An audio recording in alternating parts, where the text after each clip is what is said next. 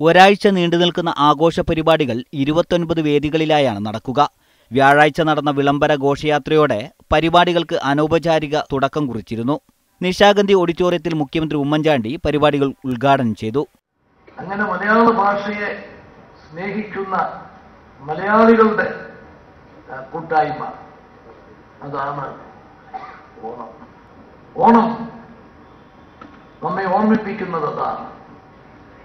ഐക്യത്തിന്റെയും ഐശ്വര്യത്തിന്റെയും ആ ഒരുമയുടെയുമായ ആ ഒരു സന്ദേശം അത് നമുക്ക് ഉൾക്കൊള്ളണം.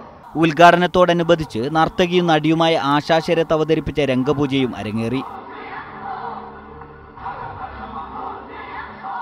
മട്ടന്നൂർ ശങ്കരൻകുട്ടി മാരാർ നേതൃത്വം നൽകിയ ജേണി ഓഫ് റിതവും ആഘോഷ പരിപാടികളെ വേറിട്ടതാക്കി. മന്ത്രിമാരായ AP അനിൽകുമാർ, VS ശിവകുമാർ, മലയാളത്തിന്റെ പ്രിയ കവി ONV കുറുപ്പ്, സുഗതകുമാരി തുടങ്ങി നിരവധി പ്രമുഖരും ചടങ്ങിൽ സംബന്ധിച്ചു. മീഡിയ 1 തിരുവനന്തപുരം.